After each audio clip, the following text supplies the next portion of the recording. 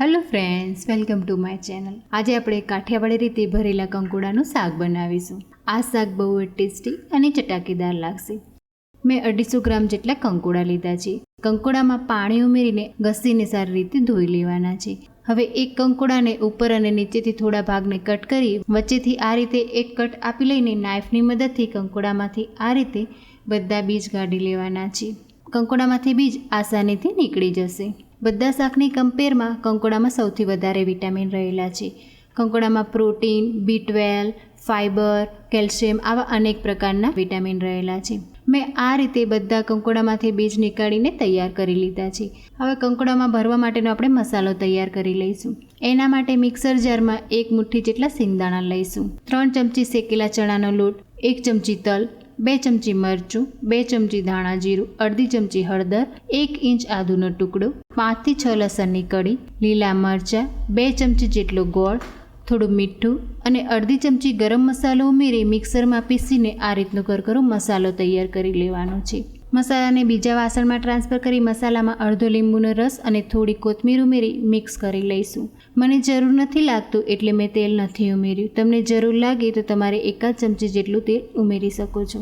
ભરવા માટેનો મસાલો તૈયાર થઈ ગયો છે. હવે કંકોડાને આ રીતે પકડીને થોડો મસાલો લઈને કંકોડામાં પ્રેસ કરતા જઈને મસાલો સારી રીતે ભરી લેવાનો છે.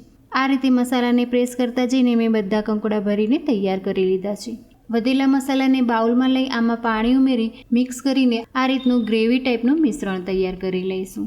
હવે કડાઈમાં 4 થી 5 ચમચી જેટલું તેલ લઈશું. તેલ ગરમ થાય એટલે અડધી ચમચી રાઈ ચટકાઈ જાય એટલે અડધી ચમચી જીરું અને 1/4 ચમચી હિંગ ઉમેરી 5 થી 6 લસણની કળીને ઝીણી સમારીને ઉમેરી લેવાની છે.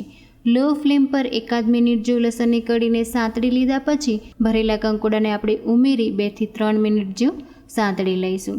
હવે કંકોડામાં અડધા કપ જેટલું પાણી ઉમેરી શાકને ઢાંકીને લો ફ્લેમ પર 5 થી 7 મિનિટ જેવું થવા દેવાનું છે. શાક તળે ચોંટી ન જાય એટલે તમારે વચ્ચે 2 થી 3 વખત શાકને ચલાવી લેવાનું. 5 થી 7 મિનિટ જેવું મેં શાકને ચડવા દીધું છે.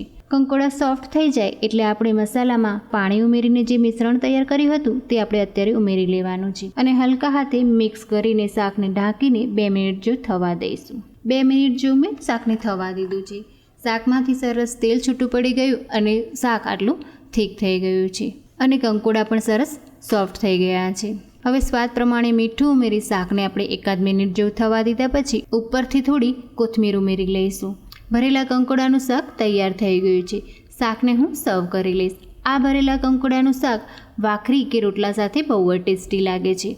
તમે પણ આ રીતે ભરેલા કંકોડાનું શાક બનાવો અને મને કોમેન્ટ કરીને જણાવો અને મારા વિડીયોને લાઇક અને શેર કરી મારી ચેનલને સબસ્ક્રાઈબ કરી દેજો. Thank you.